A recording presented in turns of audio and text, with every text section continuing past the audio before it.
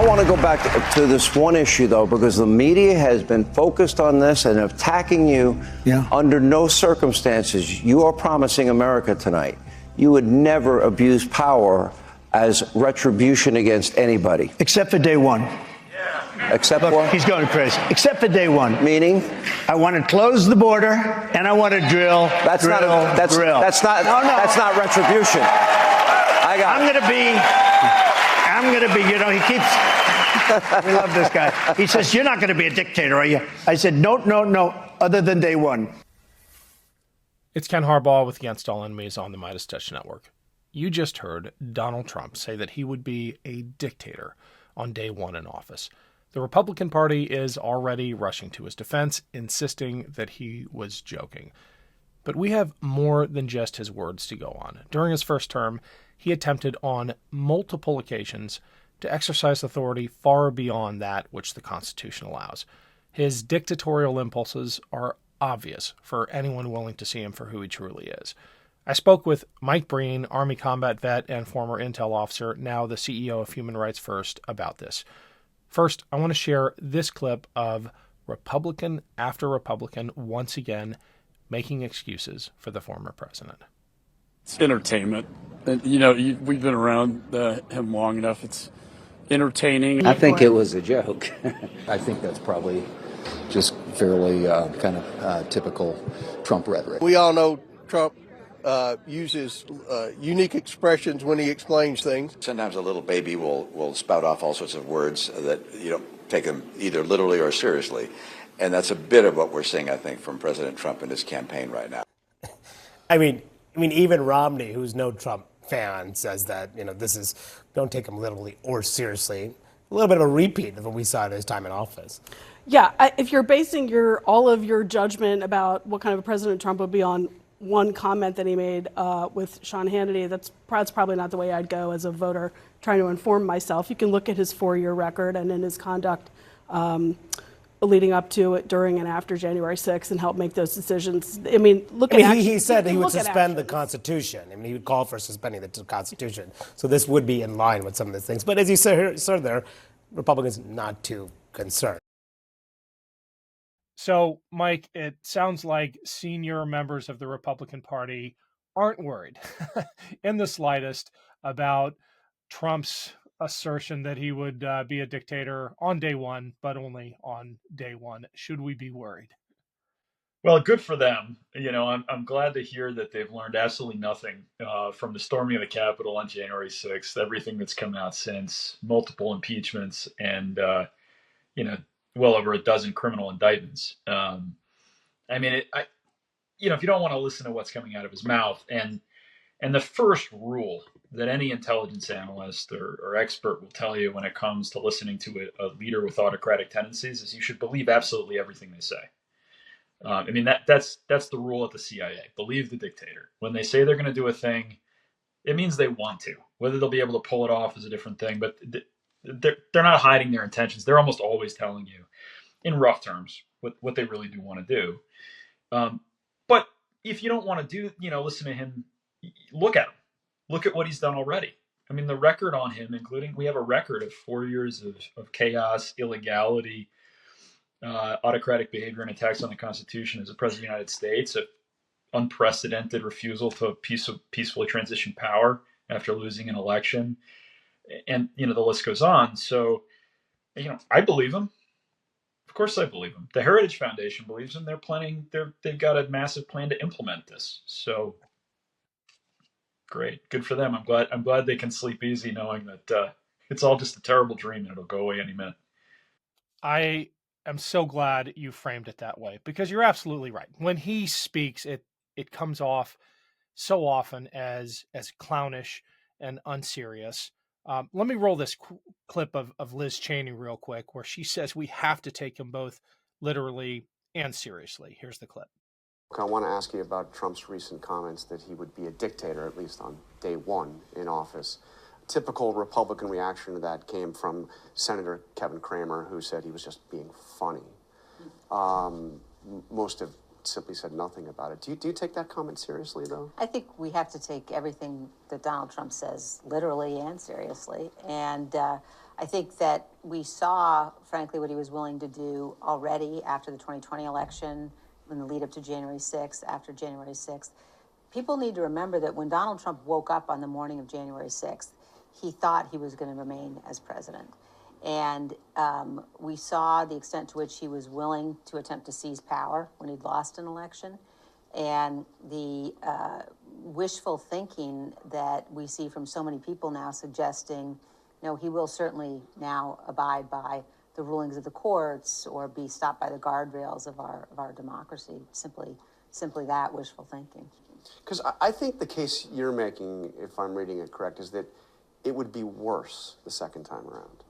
Absolutely. Why? Well, it would be worse because he has had practice and because those people who were around him who actually did stop the worst that what he was trying to do would not be around him again. I mean, our institutions don't protect themselves. It's the people who do. And when you have a situation where, for example, Mike Flynn, who suggested deploying the military to rerun the election in swing states, martial law, people like Steve Bannon, Kash Patel, sort of, the craziest and least stable of the people that are around Donald Trump, those are the people that he will put into the most important, highest offices in the land.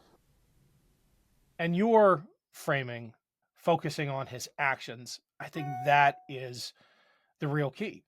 Because even though he comes off as a clown in interviews like the one with Sean Hannity, he has already tried to do the things we're afraid he wants to do. He has already tried to pull off a coup. He's already tried to invoke the Insurrection Act. He did replace the head of the Department of Defense right after the election. All of these things that seemed beyond the pale, that even his most egregious rhetoric didn't hint at, he's actually tried to pull off. And the real danger in a second Trump administration is that he will replace those constitutionally minded public servants with people whose only qualification is loyalty to Trump. And I think most people don't realize that we've been several single failure points away from constitutional crises, even the end of democracy, as we almost experienced with Pence being asked to ignore the election results.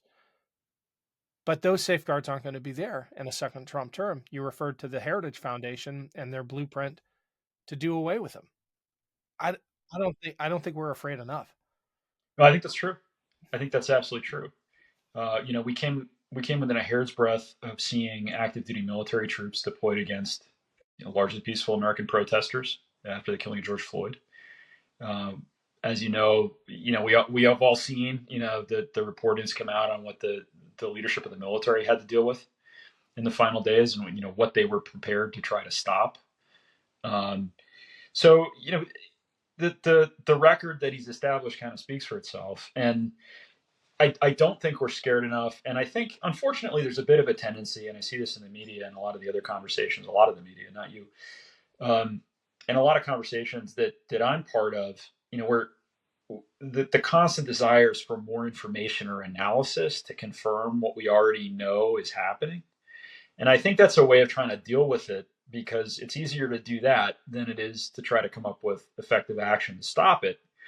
But it doesn't get you anywhere. I mean, it reminds me, early days in Iraq, we were all trying to figure out what various armed insurgent groups or would-be insurgent groups were doing. And I remember sitting in a battalion conversation where a junior officer in the intelligence section was saying, "Well, sir, hey, I think we need more information about their intentions." And the battalion commander said, "They're shooting at us. I think that's enough information about their intentions."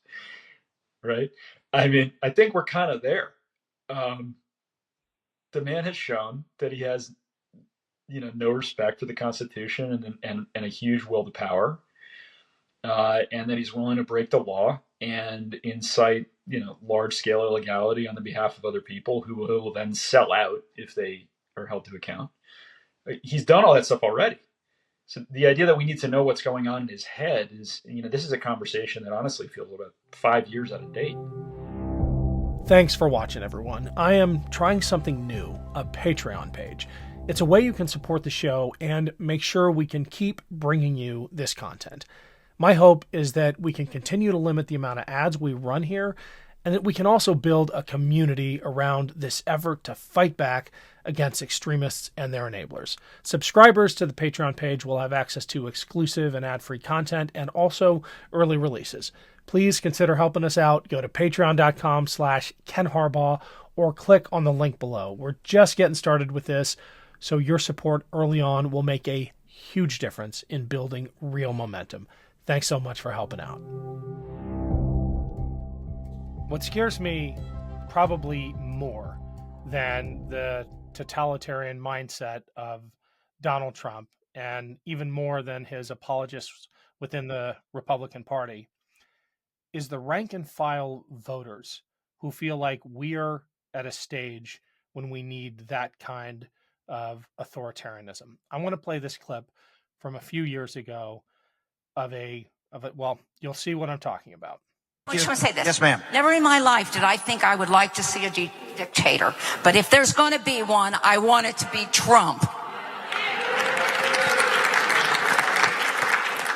So, Mike, I don't think that is a rare opinion in the Republican Party today, as evidenced by the applause that that woman's expression of support for dictator Trump received. What does it take, or what happens to a society that makes it want a dictator? Yeah, that's a good point. I mean, I think there's a couple of different conversations we got to have. The surface explanation for this is it's straight out of an expiring autocrat's playbook. You discredit the system, you lie to everybody and tell them it's already broken. So the best way to destroy democracy is to convince a bunch of people it's already been destroyed by your opponents and that you're the savior. This is January 6th. This is the big lie around the election. I mean, the other thing you do, if you want to be a dictator someday, is you accuse everybody trying to hold you accountable or stop you from becoming one from being a dictator themselves. And we see this now with Joe Biden crime family. Joe Biden's a dictator already. Trump wants to abuse the justice system to attack his political opponents. So, of course, he's accusing the current Department of Justice of doing that already. I mean, this is sort of classic, right? But there's a deeper conversation, too, and I think this is the hard part. As a society, politically and economically, we have left a lot of people behind. And I don't blame people for feeling like we need a change. But I do think you have to hold people accountable for channeling that justified anger and sense that things are not right and that they're not respected and part of the conversation in the way they need to be. The answer isn't to give absolute power to somebody who doesn't care about you at all.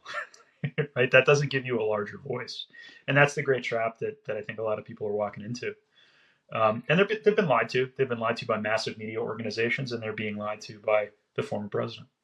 It does seem like the animating principle these days among those Trump supporters is not what is Trump going to do for me. It's what he's going to do to my enemies, what he's going to do to the people who look down on me or who've made fun of me, or who've been identified by Trump as the people who have taken something from me. It is just entirely oppositional in nature. There doesn't seem to be a shred of hope in it.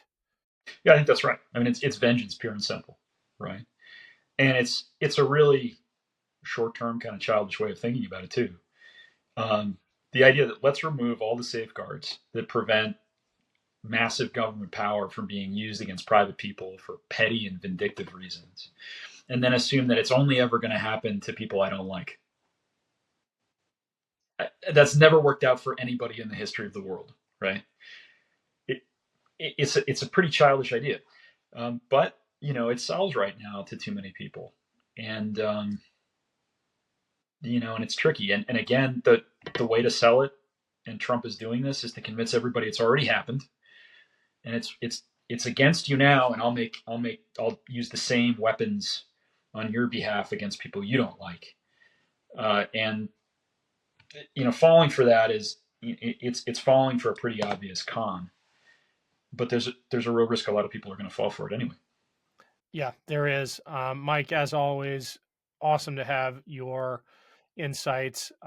Anything you can talk about with the work you're doing at Human Rights First? I know you're in the trenches every day, fighting this fight. What can you share with us? Well, I appreciate that a lot, and not to be that guy, but it's the end of the year, and we really need your support.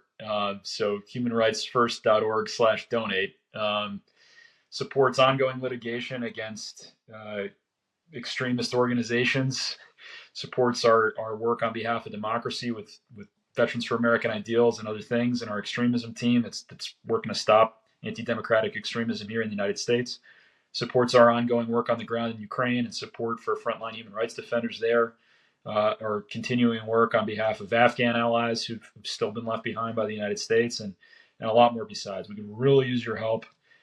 This has been a tough year for raising philanthropic dollars for everybody. But we got all a really important work to do, and we don't have a lot of time to get it done. So humanrightsfirst.org/donate.